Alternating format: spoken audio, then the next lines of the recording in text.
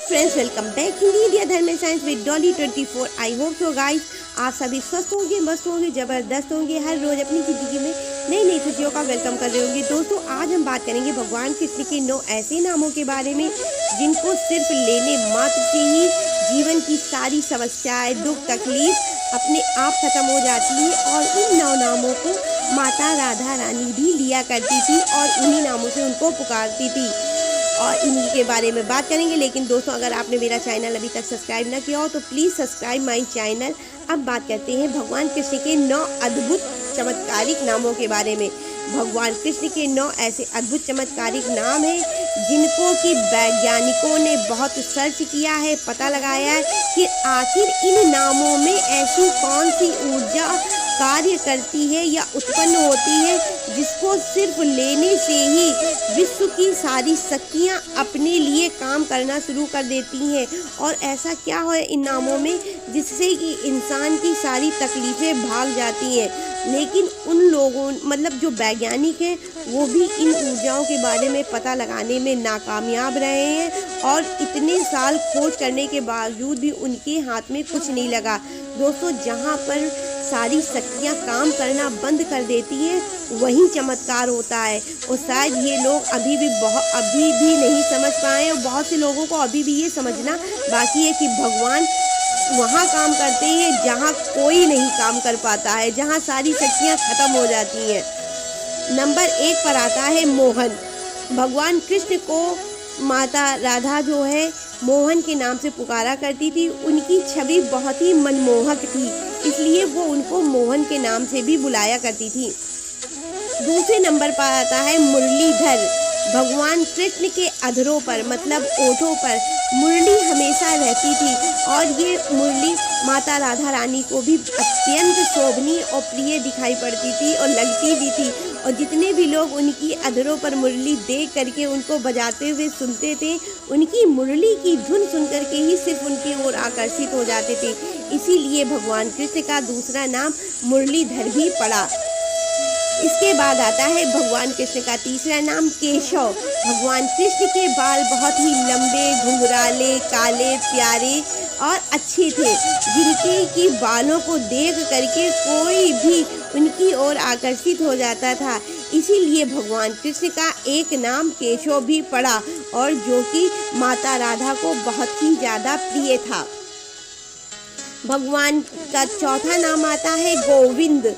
भगवान कृष्ण गौवें चराते थे और उनकी सारी गौवें उनकी खाली मुरली की धुन सुनकर ही उनकी ओर आकर्षित हो जाती थी, मन मुग्ध हो जाती थी। और इसके अलावा माता राधा रानी उनको जब भी मिलती थी हमेशा गौवें चराने के ही टाइम पे मिलती थी, तो इसीलिए उनका नाम एक गोविंद भी पड़ा। और गोविंद एक ऐसा नाम है जिनको कि आप अगर खाली दिन में 2 या 4 बार भी मन से ले लेंगे तो सारी प्रॉब्लम ऑटोमेटिक छूमंतर हो जाती है। पांचवा नाम आता है कान्हा। भगवान कृष्ण जब छोटे थे तो उनको लोग प्यार से कान्हा बुलाते थे और उनके ऊपर ये कान्हा नाम बहुत ही अच्छा भी लगता था। और उनको माता यशोदा भी कान्हा नाम से बुलाती थी, साथ में माता राधा भी।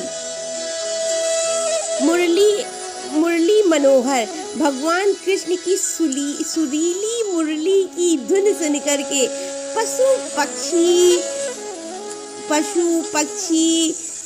जितने गंधर्व, नर नारी, जितने भी संसार की जितनी भी अलौकिक और लौकिक जितनी भी शक्तियां हैं, जिनके भी आप नाम जानते हो, वो सभी शक्तियां उनकी मुरली की आवाज़ सुन करके ही उनकी तरफ ऑटोमेटिक बढ़ जाती थी। वो उनकी तरफ आकर्षित होने से खुद को नहीं रोक पाती थी। अगर औरतें खाना बना रही हैं, रोटी को तावे पे डाल दिए तो वो रोटी तावे पे ही पड़ी रहती थी और औरतें मुरली की धुन सुन करके कान्हा की ओर आकर्षित हो जाती थी। माता राधा भी अपनी इस स्वभाव से बच नहीं पाई थी। वो भी जो है काम करते करते दूध कहीं चढ़ा रही हैं या कुछ कर रही हैं तो उसको छोड़ करके वो भगवान कृष्ण की ओर खाली उनकी मुरली की धुन सुन करके आकर्षित हो जाती थी। गोपियाँ नर नारी गौवे जितनी भी वस्तु जितनी भी चीजें इस जगत में सजी हुए हैं जिनमें जान है वो सभी भगवान कृष्ण की मुरली की आवाज सुन करके उनकी ओर आकर्षित हो जाते थे। इसीलिए उनका नाम एक मुरली मनोहर भी पड़ा और माता राधा उन्हें मुरली मनोहर के नाम से भी पुकारा करती थी।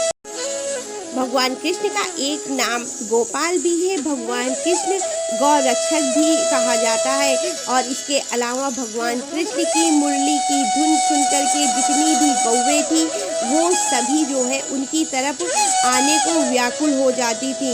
इसके अलावा उन्होंने गौओं की रक्षा हेतु बहुत काम किए। वो अपने हाथ से ही गौओं की सेवा किया करते थे, इसीलिए उनका एक नाम गोपाल भी पड़ा। इसके बाद आता है गिरिधर। भगवान कृष्ण ने गोवर्धन पर्वत को उठा करके अपने हाथों में रख लिया था और जिसको कि लोगों ने अपने इसका अद्भुत चमत्कार लोगों ने अपने आँखों से देखा था। इसी वजह से बहुत से लोग भगवान कृष्ण को गिरधर के रूप में भी जानते हैं और उनका नाम लेते हैं। भगवान कृष्ण का नवा नाम है कृष्ण।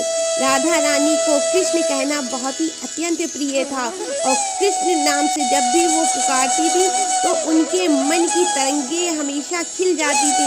दोस्तों, अगर कृष्ण नाम आप ही जपते हैं तो आप खुद में महसूस करेंगे कि एक ऐसी अलौकिक चीज़ें आपके अंदर कार्य करने लगती, एक ऐसी अलौकिक शक्तियाँ आपके अंदर कार्य करने लगती हैं कि जिसको आप समझ नहीं पाते। सिर्फ मात्र सुबेरे या शाम, ज़्यादा नहीं 10 या 11 बारी आप कृष्ण कृष्ण कृष्ण कृष्ण आँख बंद करके जपिए, फिर देखिए आपके साथ क्या चमत्कार होता है। आपको सब कुछ इतना प्रिय लगने लगेगा कि आप खुद भी सोचेंगे कि मेरे साथ ये कैसी घटनाएं घट रही हैं। कृष्ण नाम ही अपने आप में बहुत बड़ा मंत्र है। तो आई होप सो गाइज आपको ये वीडियो पसंद आएगी और अगर पसंद आई हो तो please like share and subscribe my channel. तो राधे राधे गाइज।